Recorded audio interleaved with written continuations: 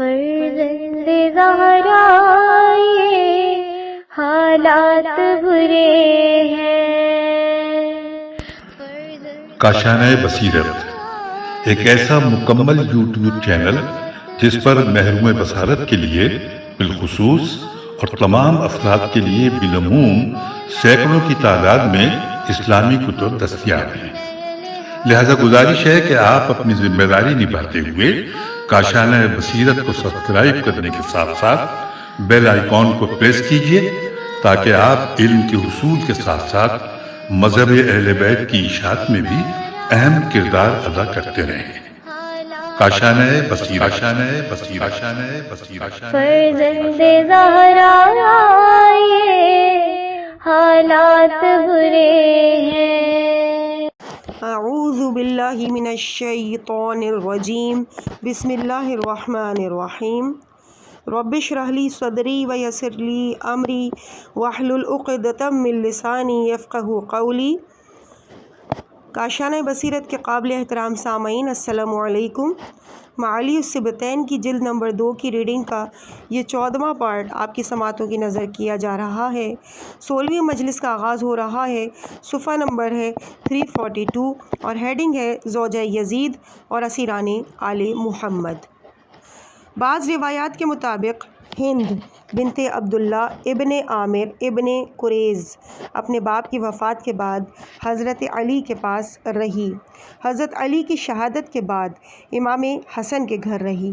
جب معاویہ کو معلوم ہوا تو اس نے امام حسن سے لے کر یزید سے شادی کر دی۔ بعض روایات کے مطابق امام حسین کی کنیز تھی، آپ نے اسے آزاد کیا، معاویہ نے اس کی یزید سے شادی کر دی۔ اسے واقعہ کربلا کے متعلق کوئی علم نہیں تھا۔ جب اسیران آل محمد شام میں آئے تو اس کی ایک کنیز نے جا کر اسے بتایا کہ آج جو قیدی آئے ہیں عجیب قسم کے ہیں، معلوم نہیں کہاں سے آئے ہیں، ویسے مظلوم بڑے ہیں، اگر چل کر آپ بھی دیکھ لیں تو کتنا اچھا ہوتا۔ جب اسیران آل محمد دربار یزید کی پیشی بھگت کر خرابہ شام میں پہنچائے گئے تو ہند نے فاخرہ لباس پہنا، کنیز کو کرسی اٹھانے کا حکم دیا اور زندان کی طرف آئی۔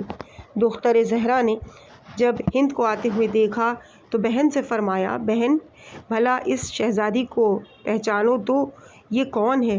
جناب رقیہ نے جواب دیا، بہن مجھے لگتا ہے کہ اسے دیکھا ہوا تو ہے، لیکن میرے ذہن میں نہیں آ رہا کہ کب دیکھا ہے اور کون ہے۔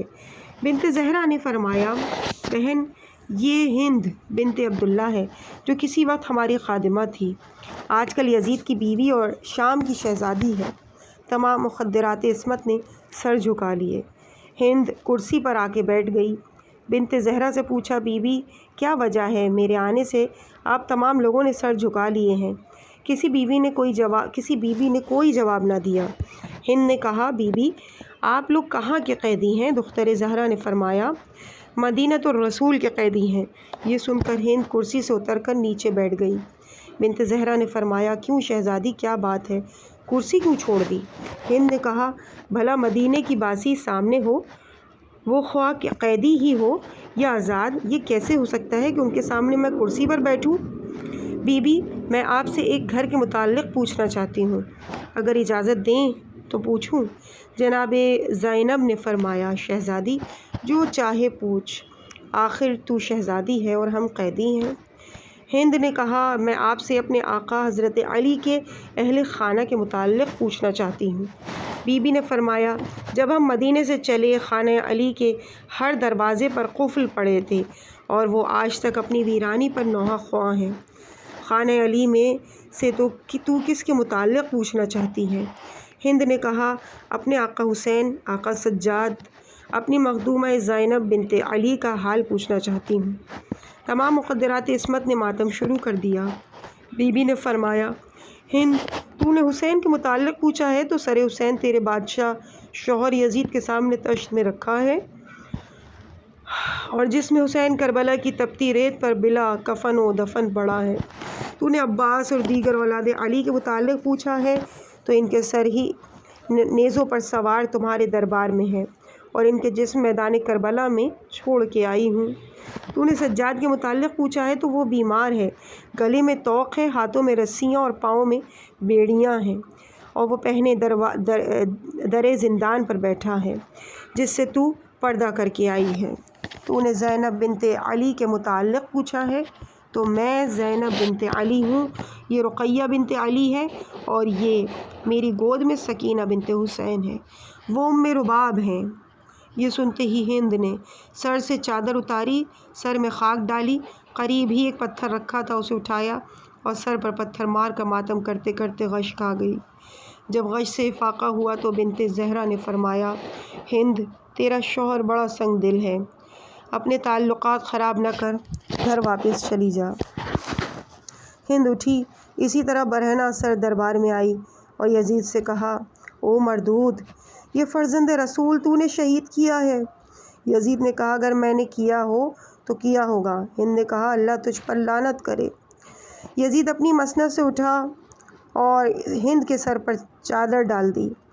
ہند نے کہا، تجھے میرا بے چادر سر دیکھ کر تو غیرت آ رہی ہے، لیکن جس دروازے سے میں نے پردہ سیکھا ہے تجھے ان کے سروں سے چادریں چھینتے ہوئے غیرت نہیں آئی۔ یزید نے کہا، اللہ ابن زیاد پر لعنت کرے، اس نے قتل حسین میں جلدی کی ہے۔ ہند نے کہا، او مردود، ابن زیاد نے قتل حسین میں جلدی کی تھی تو کیا سر مظلوم کو تشت میں بھی ابن زیاد نے رکھا ہے؟ فرزند حسین کو دربار شام میں ابن زیاد نے پیش کیا ہے، زہرا زادیوں کو تیرے دربار میں ابن زیاد نے پیش کیا ہے، ذریت رسول کو خرابہ شام میں قید بھی ابن زیاد نے کیا ہے۔ اس کے بعد 17ویں مجلس ہے۔ 17ویں مجلس صفحہ نمبر 347 پہ ہے۔ ہیڈنگ ہے، جامعہ دمشق میں خطبہ جناب سجاد۔ مورخین نے جناب سجاد کے خطبے کے سلسلے میں مختلف روایات نقل کی ہیں۔ مناسب ہوگا اگر پہلے ہم مختصراً یہ روایات پیش کر دیں، بعد میں خطبہ پیش کرتے ہیں۔ لحوف کے مطابق یزید نے اپنے خطیب کو بلایا اور اسے کہا کہ دربار میں منبر پر بیٹھ کر حسین اور اس کے باپ کی بغاوت کا تذکرہ کر کے لوگوں کو ان کی برائیوں سے آگاہ کر۔ اس خبیث نے منبر پر بیٹھ کر ہر برائی بیان کی۔ جناب سجاد نے خطیب سے فرمایا، تجھ پر اللہ کی لعنت ہو، تو نے مخلوق کی خوشنودی کی حاصل کرنے کی خاطر خالق کی ناراضگی خریدی ہے، آتش جہنم میں جلنے کے لیے اب اپنے آپ کو تیار رکھنا۔ عبداللہ ابن محمد ابن سنان خفاجی نے اسی سلسلے میں یہ اشعار کہے تھے، اے کافر امت، جس کی زبانوں پر وہ قرآن ہے جس میں گمراہی سے بچنے اور ہدایت کے حصول کی راہیں ہیں، کیا انہی ممبروں پر بیٹھ کر علی کو سب کرتے ہو جن کی لکڑیاں بھی تمہیں علی کی تلوار نے تراش کر دی ہیں؟ ہمیں معلوم ہے تمہارے دل میں جنگ بدر کا انتقام ہے اور قتل حسین اور دیگر جرائم انہی کینوں کی پیداوار ہیں۔ بخدا اگر نبی یتیم اور بنی عدی برسر اقتدار نہ آتے، اگر بنی تمیم اور بنی عدی برسر اقتدار نہ آتے تو یزید و زیاد بھی آج ہدایت آشنا ہوتے۔ اس خطیب کے بعد جناب سجاد نے یزید کی اجازت اور اہل دربار کے اصرار پر خطبہ دیا۔ مناقب شہر آشوب کے مطابق جب اسیران آل محمد دربار یزید میں حاضر ہوئے تو یزید نے اپنے خطیب کو خطبہ دینے اور خطبے میں یزید و معاویہ کی تعریف اور علی و حسین کی مذمت کرنے کا حکم دیا۔ اس خطیب نے اپنے خطبے میں جو بکواس ہو سکتی تھی بکی۔ اس کے بعد جناب سجاد نے خطبہ دیا۔ مقاتل الطالبین کے مطابق یزید کے خطیب نے جب حکم یزید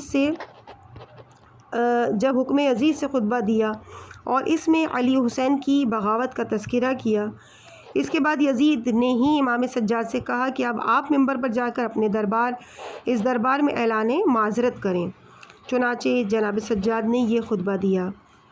احتجاج تبرسی کے مطابق یزید نے اپنے خطیب سے کہا کہ منبر پر جا کر لوگوں کو قتل حسین کی اصل اسباب سے آگاہ کر۔ اس وقت امام سجاد نے فرمایا، جو کچھ تو چاہتا ہے اس کی حقیقت سے تیرے خطیب کی نسبت میں زیادہ میں واقف ہوں۔ چنانچہ جناب سجاد نے یہ خطبہ دیا۔ کامل بہائی کے مطابق یزید نے جمعے کے دن خطبہ دینے کو کہا۔ یزید نے وعدہ کیا کہ جمعے کو خطبہ دوں گا۔ جمعے کے دن یزید نے اپنے خطیب سے کہا کہ تو خطبہ دے جس میں ہر وہ برائی کہ جو ہو اس کو علی و حسین سے منسوب کر اور ہر خوبی کو معاویہ اور مجھ سے منسوب کر۔ خطیب نے خطبہ دیا۔ جناب سجاد نے فرمایا یزید اب مجھے بھی کچھ کہنے کی اجازت دے۔ یزید نے انکار کر دیا۔ تمام لوگوں نے اصرار کیا لیکن یزید نہ مانا۔ یزید کا کمسن بیٹا معاویہ تھا۔ اس نے یزید سے کہا بجان قیدی کے خطبے سے آپ کو کیا خطرہ ہو سکتا ہے، آپ اسے اجازت دے دیں۔ یزید نے کہا تم لوگوں کو آل محمد کا علم نہیں، انہیں میں جانتا ہوں۔ علم و فصاحت ان لوگوں کی میراث ہے، لیکن کمسن معاویہ کے اصرار پر اسے اجازت دینا پڑی۔ بہار اور قمقام میں بھی اسی قسم کی روایت ہے۔ اب درج ذیل میں ہم بہار سے جناب سجاد علیہ السلام کا خطبہ نقل کرتے ہیں۔ ایھا الناس احذرکم من الدنیا وما فیہا فانہا دار زوال۔ اے لوگوں میں تمہیں دنیا اور اس کے ما فیہا سے بچنے کی ہدایت کرتا ہوں۔ یہ دنیا زوال و انتقال کا گھر ہے۔ یہ دنیا اپنے باسیوں کو ایک حالت سے دوسری حالت میں بدل دیتی ہے۔ سابقہ صدیوں کو یہ چاٹ گئی ہے اور گزشتہ امتوں کو ہضم کر گئی ہے۔ حالانکہ وہ لوگ عمر طویل کے حامل تھے، ان کی طاقت تم سے کہیں زیادہ تھی، مگر حادثات کے ہاتھوں نے انہیں فنا کر کے اژدہوں اور قبروں کے کیڑوں کے سپرد کر دیا۔ زمانے نے انہیں اس طرح فنا کیا کہ گویا نہ تو وہ کبھی اہل زمانہ تھے اور نہ کبھی بستے تھے۔ مٹی ان کا گوشت کھا گئی، ان کا حسن مٹی میں مل گیا، ان کے جوڑ کھل گئے، ان کی صورتیں بکھر گئیں، ان کے رنگ اتر گئے اور زمانے کے ہاتھوں نے انہیں پیس ڈالا ہے۔ ان کے بعد کیا تم یہ آس لگائے بیٹھے ہو کہ تم ہمیشہ رہ جاؤ گے؟ ایسا کبھی نہیں ہوگا، تمہیں بھی انہی سے جا ملنا ہے۔ جتنی زندگی بچ گئی ہے اس میں بھی اعمال صالحہ سے مافات کی تلافی کر لو، اور میں نگاہ بصیرت سے دیکھ رہا ہوں کہ تمہیں تمہارے محلات سے نکال کر قبر میں لے جایا جا رہا ہے۔ تم ڈرے ہوئے ہو، ناخوش ہو۔ بخدا کتنے خواہش مند ہیں جن کی حسرتیں ان کے دلوں میں دب کر رہ گئی ہیں، اور وہ ہر جگہ ہے جہاں کسی کو پشیمانی فائدہ نہ دے گی، کسی ظالم کی فریاد نہ سنی جائے گی۔ جو کچھ ان لوگوں نے کیا ہے انہوں نے پا لیا ہے، جو زاد انہوں نے جمع کیا تھا وہ ان کے سامنے ہے، ان کے اعمال ان کے آگے ہیں۔ اللہ کسی پر ظلم نہیں کرتا۔ آج وہ مصیبت کے گھر میں خاموش ہیں اور مردوں کے لشکر میں بجھے ہوئے ہیں۔ وہ سب لوگ صدائے قیامت کے انتظار میں ہیں، یوم حساب کی آمد کے منتظر ہیں، تاکہ اللہ بد کرداروں کو ان کے برے اعمال کی سزا اور اعمال صالح کے عاملوں کو جزائے خیر دے۔ اے لوگوں، ہم اہل بیت کو 6 چیزوں سے نوازا گیا ہے اور 7 فضائل دیے گئے ہیں۔ ہمیں علم، حلم، سخاوت، مضاحت، شجاعت اور قلوب مومنین میں ہماری محبت سے ہمیں نوازا گیا ہے، اور 7 چیزوں میں سے ہمیں افضل کائنات بتایا گیا ہے، وہ یہ ہیں: رسول عالمین ہم سے ہیں، صدیق امت ہم سے ہیں، جنت میں اڑنے والا جعفر ہم میں سے ہے، شیر خدا اور اللہ کے رسول ہم سے ہیں، اور اس امت کے 2 سبط ہم میں سے ہیں، اور اس امت کا مہدی ہم سے ہے۔ جو مجھے پہچانتے ہیں تو مجھے پہچانتے ہیں، اور جو نہیں پہچانتے انہیں میں اپنا حسب و نسب کا تعارف کرا دوں۔ سنو لوگوں، میں فرزند منا اور مکہ ہوں، میں فرزند زمزم و صفا ہوں، میں اس کا بیٹا ہوں کہ جس نے قحط میں لوگوں کو گھروں میں کھانا پہنچایا، میں اس کا بیٹا ہوں جو ہر چادر باندھنے والے اور چادر اوڑھنے والے سے افضل ہے، میں اس کا بیٹا ہوں جو برہنہ پا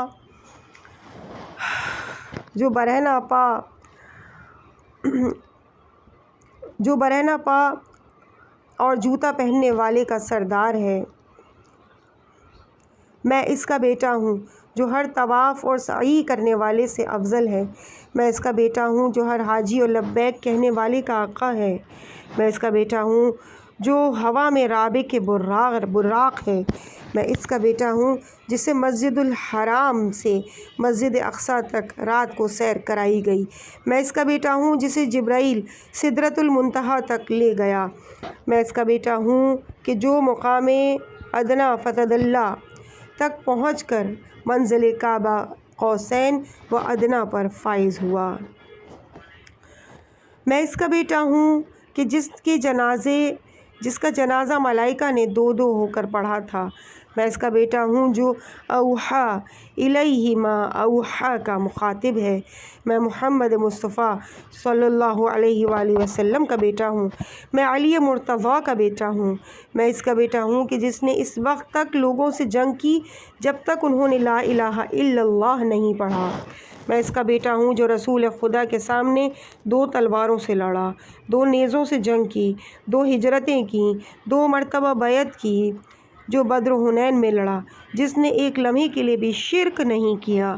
میں صالح المومنین کا فرزند ہوں جو انبیاء کا وارث ہے، کفار کا دشمن ہے، مسلمانوں کا مرکز ہے، مجاہدین کی روشنی ہے، رونے والوں کا تاج ہے، عابدوں کی زینت ہے، سب سے بڑا صابر ہے، نمازیوں سے افضل ہے، آل طٰہٰ اور یاسین اور آل رسول رب العالمین سے ہے۔ میں اس کا بیٹا ہوں جبرائیل نے جس کی تائید کی اور میکائیل نے جس کی مدد کی ہے۔ میں اس کا بیٹا ہوں جس نے مسلمانوں کی ناموس کے لیے جنگ کے مرتدوں سے لڑا، بیعت سکون سے لڑا اور خارجیوں سے لڑا، جس نے دشمنان خدا اور رسول کے ساتھ جہاد کیا، جو قریش کے ہر فرد سے افضل ہے، جس نے سب سے پہلے دعوت نبویہ پر لبیک کہی، مومنین سے جس نے سب سے پہلے اعلان توحید کیا، سابقین میں سر فہرست تھا، ظالموں کا مخالف تھا، جو سید المشرکین کا قاتل تھا، جو منافقین کے لیے اللہ کی مقرر کردہ علامت تھا، جو حکمت عابدین کی زبان تھا، جو دین خدا کا ناصر تھا، جو حکمت الہیہ کا پربہار باغ تھا، جو علم الہی کا ظرف تھا، سخی تھا، کریم تھا، عقل مند تھا، دانش مند تھا، طاہر تھا، ابتہی تھا، رضائے خدا پر راضی تھا، آگے بڑھنے والا، دشمنوں کی موت مصائب پر صابر، دن میں روزہ رکھنے والا، تہذیب یافتہ، رات کو عبادت کرنے والا اور باپ کے صلب میں کافروں کو مارنے والا تھا، جو لشکروں کو پراگندہ کرنے والا تھا، جس کے ہاتھ لگام پر مضبوط، جس کا دل طاقت ور، جس کے ارادے پختہ اور عادات عمدہ تھے، جو مسلح شیر تھا، جو میدان جنگ میں جب تلواریں ٹکرائی تھیں اور لشکر ایک دوسرے کے قریب ہوتے تھے، دشمنوں کو چکی کی طرح پیس ڈالتا تھا، دشمنان خدا کو اس طرح بھگاتا تھا جس طرح ہوا خشک تنکے کو اڑاتی ہے، جو حجاز کا شیر، عراق کا اسد تھا، مکی بھی تھا، مدنی بھی تھا، حنفی بھی تھا، بدری بھی تھا، احدی بھی تھا، مہاجر بھی تھا، عرب میں سے سردار عرب تھا، میدان جنگ کا شیر تھا، عرفات اور مزدلفہ کا وارث تھا، سبطین حسنین کا وارث تھا۔ یہ ہے میرا دادا علی بن ابی طالب۔ میں فاطمہ زہرا کا بیٹا ہوں۔ میں سیدۃ النساء العالمین کا بیٹا ہوں۔ میں خدیجۃ الکبریٰ کا بیٹا ہوں۔ میں اس کا بیٹا ہوں جسے ظالم نے ظلم سے شہید کیا۔ میں اس کا بیٹا ہوں جس کا سر پس گردن ہے، جدا کیا گیا۔ میں اس کا بیٹا ہوں جس کا سر پس گردن سے جدا کیا گیا۔ میں اس کا بیٹا ہوں جسے دم آخر تک پینے کو پانی نہ ملا۔ میں اس کا بیٹا ہوں جس کا لاشہ میدان کربلا میں بے گور و کفن رہا۔ میں اس کا بیٹا ہوں جس کا عمامہ اور عبا بھی اتار لیے گئے۔ میں اس کا بیٹا ہوں جس پر آسمان میں ملائکہ، زمین میں جنات، ہوا میں پرندوں نے ماتم کیا۔ میں اس کا بیٹا ہوں کہ جس کا سر نوک سنا پر بلند کیا گیا، اور میں اس کا بیٹا ہوں جس کے اہل خانہ کو عراق سے شام تک رسن بستہ لایا گیا۔ جب یہاں تک پہنچے تو یزید نے مؤذن سے کہا کہ اذان کہہ۔ اس کے بعد 18ویں مجلس ہے سرہائے شہداء اور مساجد شام، صفحہ ہے 361۔ بہار میں علامہ مجلسی کے مطابق ایک مرتبہ معاویہ نے امام حسن سے اصرار کیا کہ آپ منبر پر بیٹھ کر خطبہ دیں۔ امام حسن نے خطبے کی ابتدا ویسے ہی کی جیسے جناب سجاد نے کی، اور جب امام حسن اپنی والدہ ماجدہ کے فضائل بیان کرنے لگے تو معاویہ ڈر گیا۔ اس نے مؤذن سے کہا کہ اذان کہہ۔ جب مؤذن نے اللہ اکبر کہا تو آپ نے فرمایا واقعاً اللہ سے کوئی بڑا نہیں۔ جب مؤذن نے اشہد ان لا الہ الا اللہ کہا تو آپ نے فرمایا کہ میرے خون کا ایک ایک قطرہ اور جسم کا رواں رواں توحید کی گواہی دیتا ہے۔ جب مؤذن نے اشہد ان محمد رسول اللہ کہا تو آپ نے فرمایا معاویہ یہ محمد تیرا باپ ہے یا میرا؟ اگر تو کہے تیرا باپ ہے تو تو کافر ہو جائے گا، اور اگر کہے کہ میرا باپ ہے تو اس بات کا اقرار کر لے کہ میں فرزند رسول ہوں۔ اندازہ کیجئے اس وقت باپ تھا، آج بیٹا ہے، باپ کے سامنے چچا تھا اور بیٹے کے سامنے بھتیجا ہے۔ ان دونوں معصوموں کے عمل اور ان دونوں کے عمل میں کتنی مماثلت ہے۔ باپ نے چچا کو خطبہ مکمل نہ کرنے دیا اور بیٹے نے بھتیجے کو خطبہ مکمل نہ کرنے دیا، دونوں نے بے وقت اذان کہی۔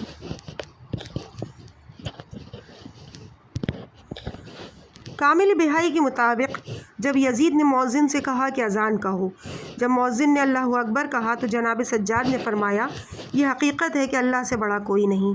جب مؤذن نے اشہد ان لا الہ الا اللہ کہا تو امام سجاد نے فرمایا کہ میں گواہی دیتا ہوں کہ اس کے سوا کوئی معبود نہیں اور کوئی رب نہیں۔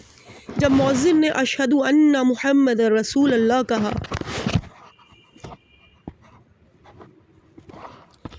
جب مؤذن نے اشہد ان محمد رسول اللہ کہا تو جناب سجاد نے مؤذن سے فرمایا تجھے اسی محمد کا واسطہ صرف 1 منٹ کا وقفہ کر۔ مؤذن نے وقفہ کیا، جناب سجاد وہ یزید کی طرف متوجہ ہوئے اور فرمایا یزید بھلا یہ محمد رسول اللہ تیرا دادا ہے یا میرا دادا ہے؟ اگر تو کہے تیرا دادا ہے تو کافر ہوگا، اور اگر کہے کہ میرا دادا ہے تو پھر اتنا بتا دے کہ جس رسول کی رسالت کی گواہی دیتا ہے اس کی ذریت کو کس جرم میں تو نے شہید کیا ہے اور اس کی بیٹیوں کو کس جرم میں تو نے قید کیا ہے۔ اس کے آپ نے گریبان چاک کیا اور بآواز بلند دھاڑے مار کر رونے لگے۔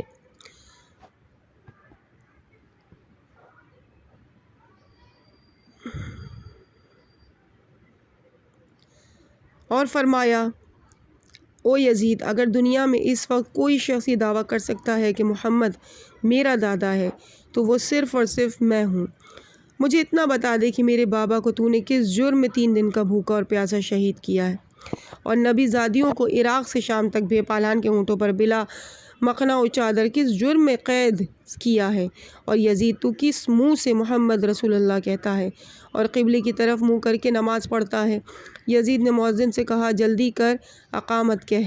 مؤذن نے اقامت کہی، نماز شروع ہو گئی، مسجد میں تہلکہ مچ گیا، لوگ رونے لگ گئے، کچھ لوگ تو بلا نماز پڑھے مسجد سے باہر چلے گئے۔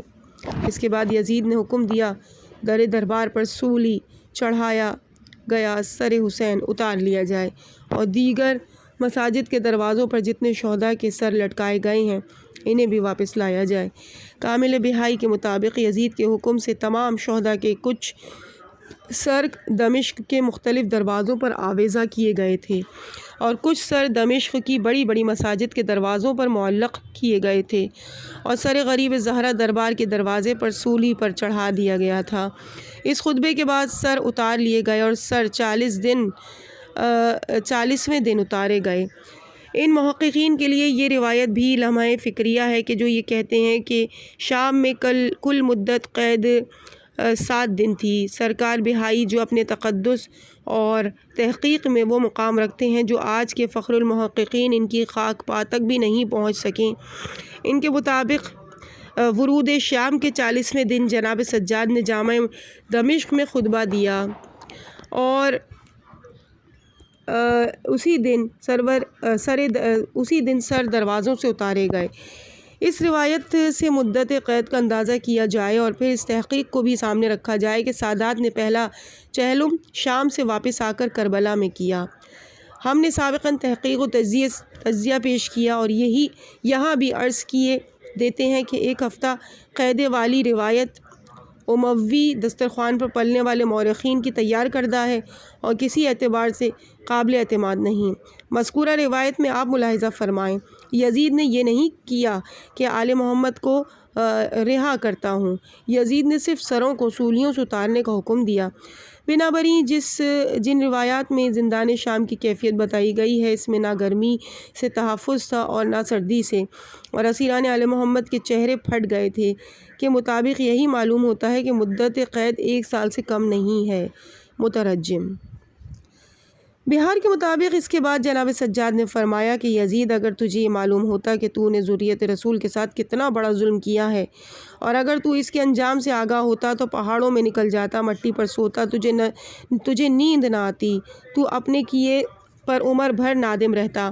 ظالم فرزند زہرا کے سر تیرے دروازے پر سولی چڑھا ہوا ہے، اور وہ فرزند رسول جو امانت رسول تھی، قیامت کے دن جب رسول کونین تجھ سے پوچھیں گے تو تیرے پاس کوئی جواب نہیں ہوگا۔ اس کے بعد آپ نے یہ اشعار پڑھے: قیامت کے دن جب حضور تم سے سوال کریں گے، تم آخری امت تھے، تم نے میری ذریت اور میرے اہل بیت سے میرے بعد کیا سلوک کیا؟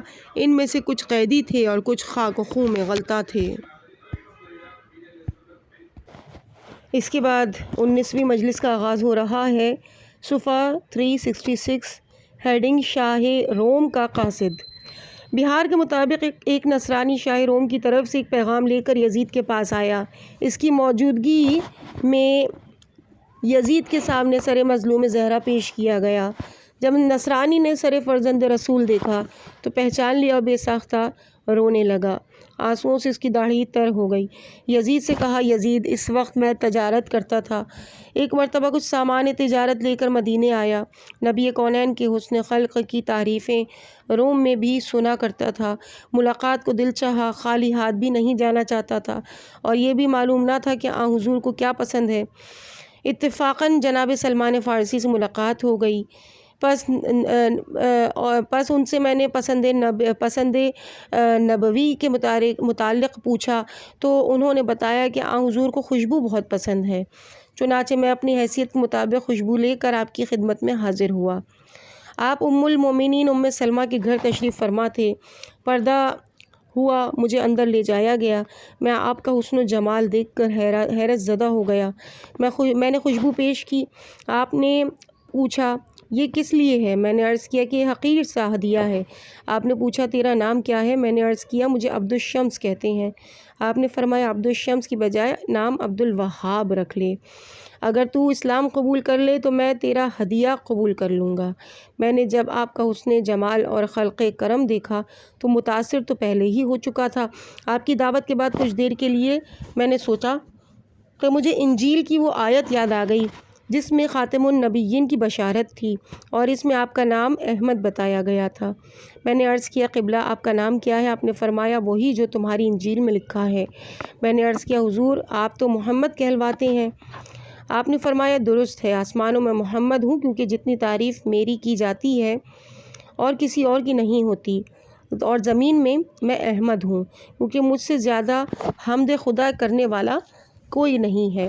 میں نے اسی وقت کلمہ پڑھ لیا اور مسلمان ہو گیا۔ آج تک روم میں کسی کو میرے مسلمان ہونے کا علم نہیں، میری بیوی، میرے 5 بیٹے اور 4 بیٹیاں، ہم سب مسلمان ہیں۔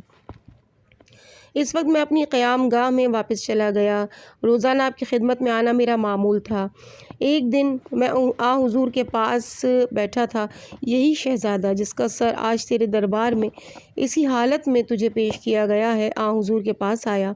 آپ پہلے سے اٹھے ہوئے تھے، آپ نے شہزادے کو اٹھانے کی خاطر دونوں بازو کھول رکھے تھے، شہزادہ آپ کے بازوؤں میں آیا، آپ نے مرحبا یا حبیبی کہہ کر اٹھا لیا۔ پھر میں دیکھ رہا تھا کہ آپ نے پہلے اس کے دندان مبارک کا بوسہ لیا، پھر اس بچے کے ہونٹوں پر اپنے ہونٹ رکھ دیے اور چومتے بھی تھے اور چوستے بھی تھے اور فرما رہے تھے کہ میرا لال تیرا قاتل رحمت خدا سے مایوس ہوگا۔ میرے بیٹے، اللہ تیرے قاتل پر لعنت کرے، تیرے قتل پر تعاون کرنے والوں پر بھی لعنت کرے۔ میں نے دیکھا کہ آپ رو بھی رہے تھے۔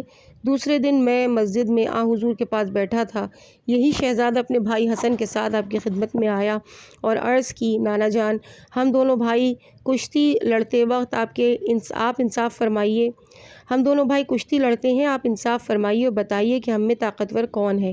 آپ نے دونوں کو گود میں لیا، دونوں کے منہ چومے اور فرمایا، بیٹے، کشتی لڑنا مناسب نہیں، ایسا کرو تم دونوں تختی لکھنے کا مقابلہ کر لو، جس کا خط اچھا ہوگا اسی کی طاقت بھی زیادہ ہوگی۔ اور دونوں بچے خوشی خوشی واپس گئے۔ کچھ دیر بعد دونوں اپنی اپنی تختی لے کر حاضر ہوئے اور عرض کی، نانا، اب انصاف فرما دیجیے کہ کس کا خط زیادہ اچھا ہے۔ آپ نے دونوں کے خط دیکھے، کسی ایک کو ترجیح دینا مناسب نہ سمجھا۔ فرمایا، بیٹے ایسا کرو تم اپنے بابا جان کے پاس چلے جاؤ، ان سے انصاف کروا لو۔ دونوں شہزادے حضرت علی کے پاس گئے، اپنا واقعہ عرض کیا، بتایا، نانا جان نے آپ کی خدمت میں بھیجا ہے۔ حضرت علی نے جب دیکھا تو حضور نے دونوں میں سے کسی کی دل شکنی کو مناسب نہیں سمجھی، تو پھر میں کیسے کسی کی دل شکنی کر سکتا ہوں۔ آپ نے فرمایا، بیٹے تم دونوں اپنی ماں کے پاس چلے جاؤ اور دیکھیں کہ وہ کس کے خط کو اچھا فرماتی ہیں۔ دونوں شہزادے ماں کے پاس گئے، اپنا تمام واقعہ عرض کیا۔ بی بی نے سوچا، جبکہ میرے بابا اور میرے شوہر ان کی دل شکنی نہیں کرتے تو میں کیوں کروں۔ بی بی نے کچھ دیر کے بعد فرمایا، میرے لال، ایسا کرو، میرے گلے میں ہار ہے، اس میں 7 موتی ہیں اور میں اسے تم دونوں کے سروں پر نثار کرتی ہوں، جس نے زیادہ موتی چن لیے اسی کا خط اچھا ہوگا اور وہی زیادہ طاقتور ہوگا۔ بی بی نے موتیوں کو بکھیرا، 3 موتی حسن نے اور 3 موتی حسین نے چنے۔ 1 موتی بچ گیا، ایک طرف سے حسین اٹھانے کی خاطر بڑھے اور دوسری طرف سے حسن نے ہاتھ بڑھایا۔ قدرت نے جبرائیل سے فرمایا، فوراً موتی کو 2 حصوں میں بانٹ دو تاکہ دونوں آدھا آدھا بانٹ لیں اور کسی کی دل شکنی نہ ہو۔ یزید حضور کے پاس تو میں خود موجود تھا۔ اس کے بعد کا واقعہ مجھے حضرت سلیمان نے بتایا تھا اور سلیمان کو اندر کا واقعہ جناب فضہ نے سنایا تھا۔ بس اتنا سوچ لے کہ جن شہزادوں کی دل شکنی نبی کونین حضرت علی جناب سیدہ اور خود خالق کونین کو گوارا نہیں تھی، تو نے کس گردے سے، اس بے دردی سے اور اسے شہید کر دیا۔ پھر وہ اٹھا، اس نے سر امام حسین علیہ السلام اٹھایا، سینے سے لگایا، بوسے لیے اور عرض کی، حسین، اپنے نانا، بابا، ماں اور بھائی کے سامنے میری گواہی دے دینا۔ اس کے بعد 20ویں مجلس کا آغاز ہے۔ ہیڈنگ ہے سبب رہائی، پیج نمبر ہے 371۔ زندان شام میں آل محمد کو کئی ماہ گزر چکے تھے کہ بنی سفیان کی عورتوں کی خواہش پر اسیران آل محمد کو یزید کے گھر جانے کا حکم ملا۔ اس ظالم نے گھر کو بھی سجانے کا حکم دیا، گھر کے دروازے پر فرزند رسول کا سر لٹکایا۔ اس کے بعد اسیران آل محمد کو گھر لے جایا گیا۔ اس منظر نے دختران زہرا کا غم ایک مرتبہ پھر تازہ کر دیا۔ اس عرصے میں شامی عوام کو پتہ چل چکا تھا کہ جسے باغی مشہور کیا گیا ہے وہ فرزند رسول تھا۔ ہر طرف چیمے گوئیاں شروع ہو گئیں۔ اہل شام نے اس موضوع پر کھلے عام باتیں کرنا شروع کر دیں۔ آخر نوبت یزید کی خلافت عمومی بغاوت تک جا پہنچی۔ جب مروان کو پتہ چلا تو یزید سے کہا، اب مزید آل محمد کو شام میں قید رکھنا ممکن نہیں ہے، ورنہ بغاوت ہو جائے گی اور اس کا سنبھالنا ممکن نہ ہوگا۔ چنانچہ یزید نے جناب سجاد کو بلا کر کہا کہ آپ واپس مدینہ جانا چاہیں تو آپ آزاد ہیں۔ آپ نے فرمایا، مدینہ تو ہم جائیں گے، لیکن اس طویل عرصے میں تو نے شامی عوام کو ہم سے دور رکھا ہے اور ہمیں اپنے مظلوم شہداء پر رونے بھی نہیں دیا۔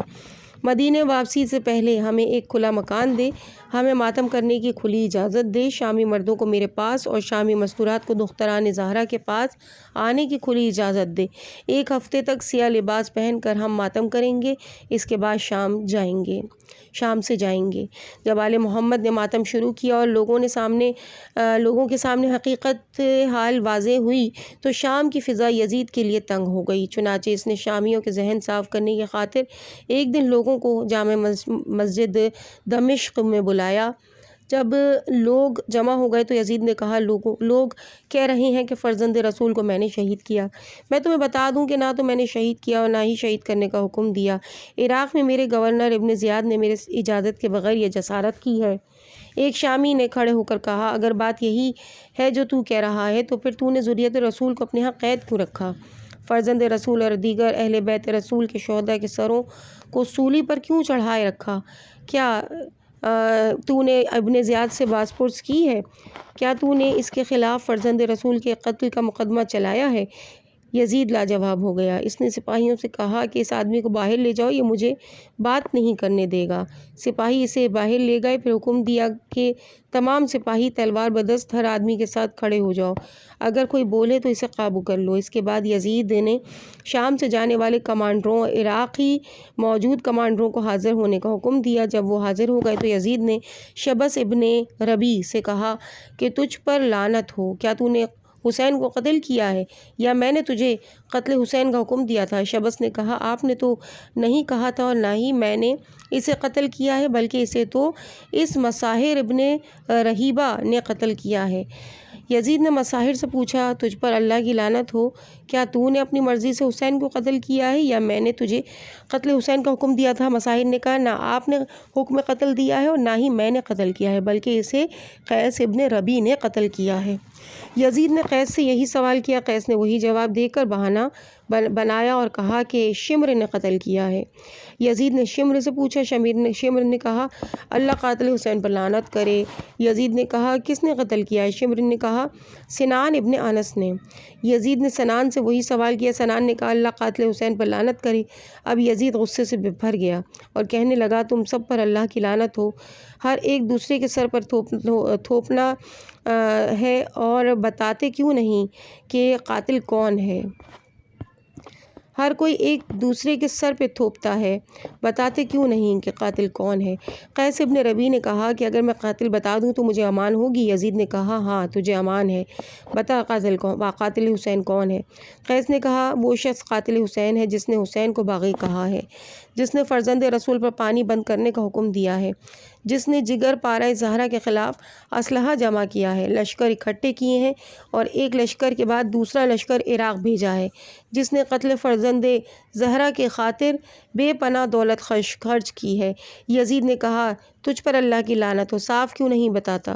قیس نے کہا قاتل حسین آپ ہیں، آپ نے بدر کا انتقام لیا ہے اور سر دربار آپ نے مقتولین بدر کو مخاطب کر کے کہا ہے کہ آج میں نے نبی زادوں سے تمہارے بدلے چکا لیے ہیں۔ اس کے بعد یزید خاموش ہو گیا اور لوگوں کو واپس اپنے گھروں میں جانے کا حکم دیا۔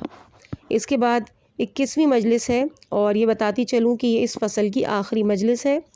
ہیڈنگ ہے زندان شام سے رہائی، پیج نمبر 375۔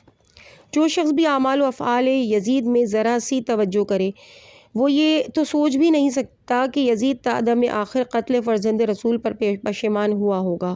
جہاں تک رہائی کا تعلق ہے اور جناب سجاد کے احترام کا تعلق ہے تو اس کی وجہ یزید کی سیاسی مجبوریاں تھیں، ورنہ اول سے لے کے آخر تک یزید اپنے باطنی خبث پر قائم رہا۔ جب سرہائے شہداء اور اسیران آل محمد دربار میں حاضر کیے گئے تو اس نے جس خوشی کا اظہار کیا وہ سابقاً لکھی جا چکی ہے۔ سر فرزند رسول کے سر سے جو سلوک کیا گیا وہ تاریخ میں موجود ہے۔ اسیران آل محمد سے جو سلوک ہوا اور جس زندان میں انہیں قید کیا گیا وہ بھی تاریخ اسلام کا حصہ ہے۔ سبت ابن جوزی نے تذکرۃ الخواص میں لکھا ہے کہ اگر ایک انصاف پسند اسے دیکھ لے تو اسے معلوم ہو جائے گا کہ یزید کا اندرونی کیفیت کیا تھی۔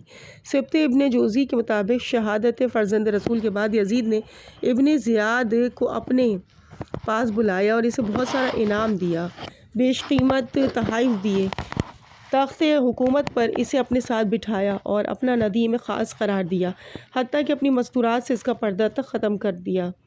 ایک رات ابن زیاد کو اپنے پاس بٹھایا اور اس نے بزم شراب سجائی اور گوپے سے گانے کو کہا۔ جب ترنگ میں آیا تو خود ہی اشعار پڑھے، ایک جام ایسا پلا کہ میرا دل سیراب ہو جائے، پھر دوسرا جام بھر کر ابن زیاد کو دے۔ ابن زیاد وفادار اور میرا امین ساتھی ہے، میری حکومت کا خیر خواہ، میرے جہاد کا سالار ہے۔ باغی حسین باغی یعنی حسین کا قاتل ہے اور میرے تمام دشمنوں اور حاسدوں کو نابود کرنے والا ہے۔ ایک دن دربار میں بیٹھا تھا، جناب سجاد کو بلایا۔ جناب سجاد شدت ذوف کی وجہ سے امام حسین کے ایک 11 سالہ بیٹے کا سہارا لے کر آئے۔ یزید نے ازراہ مذاق فرزند امام حسین سے کہا، امام حسن کے ایک 11 سالہ بیٹے کا سہارا لے کر آئے۔ یزید نے ازراہ مذاق فرزند امام حسن سے کہا کہ کیا میرے اس خالد بیٹے سے کشتی لڑے گا؟ امام حسن کے اس 11 سالہ بیٹے نے کہا، ہم اہل بیت کشتیاں نہیں لڑا کرتے، ایک خنجر مجھے دے دے، ایک اسے دے دے، اگر اس نے مجھے مار دیا تو میں اپنے دادا کے پاس پہنچ جاؤں گا، اور اگر یہ میرے ہاتھوں سے مر گیا تو یہ اپنے دادا کے پاس پہنچ جائے گا۔ یزید نے کہا، تعجب ہے، بڑے چھوٹے ایک جیسے ہیں۔ یزید نے جناب سجاد سے کہا، اگر آپ شام رہ جائیں تو اچھا ہوگا۔ جناب سجاد نے فرمایا، اگر ہم آزاد ہیں تو ہمیں واپس جانے دیں۔ یزید نے کہا، ہاں تم آزاد ہو۔ جناب سجاد نے فرمایا، اگر ہم آزاد ہیں تو پھر ایک مرتبہ مجھے میرے باپ کا سر دکھا دے تاکہ آخری زیارت کر لوں، ہمارا لوٹا ہوا مال ہمیں واپس کر دے، اور اگر تو مجھے قتل کرنا چاہتا ہے تو ان مستورات کو مدینے پہنچانے کا مناسب بندوبست کر دے۔ یزید نے کہا، جہاں تک تیرے سر حسین کی زیارت کا تعلق ہے تو وہ ناممکن ہے، جہاں تک تیرے قتل کا تعلق ہے وہ نہیں ہوگا، اور تو خود ہی اپنی مستورات کو لے کر مدینے جائے گا، اور جہاں تک لوٹے ہوئے مال کا تعلق ہے تو اس کے عوض جتنا چاہے لے لے، وہ نہ لے۔ جناب سجاد نے فرمایا، لوٹے ہوئے مال کا معاوضہ ہم نہیں لیں گے، کیونکہ وہ معاوضہ والا نہیں ہے، اس میں ایک میری دادی کا چرخہ ہے، ایک گلوئے زہرا کا گلو بند ہے، اور ایک قمیص بطول ہے، بھلا ان چیزوں کی تو کتنی قیمت دے گا؟ اب رہا یہ کہ میں اپنے بابا کے سر کی زیارت کر سکوں تو یہ تیرا غلط خیال ہے، مجھے معلوم ہے کہ سر تو نے ایک کمرے میں سونے کے تشت میں رکھا ہوا ہے، اور میں جب چاہوں اسے دیکھ بھی سکتا ہوں اور مل بھی سکتا ہوں۔ یہ فرما کر جناب سجاد نے اس حجرے کی طرف رخ کیا اور عرض کیا، السلام علیک یا ابا عبداللہ، السلام علیک ابن رسول اللہ، السلام علیک ابن امیر المومنین۔ تو حجرے کا قفل کھل گیا، تشت پر پڑا ہوا رومال ہٹ گیا، اور سر مظلوم نے جواب سلام دے کر فرمایا، وعلیک السلام یا علی یا ولدی۔ جناب سجاد نے رو کر عرض کیا، بابا تیرا یہ بیمار اور یتیم بیٹا لٹ کر گھر واپس جا رہا ہے، الوداع، آخری سلام۔ عزیز سامعین، اس مقام پہ ہم ریڈنگ کو یہیں پہ مکمل کرتے ہیں، اور اس کے بعد اگلی فصل کا آغاز ہوگا، یعنی فصل نمبر 15 کا صفحہ نمبر ہوگا 379۔ مجھے اپنی دعاؤں میں یاد رکھیے گا۔ والسلام علیکم ورحمۃ اللہ وبرکاتہ۔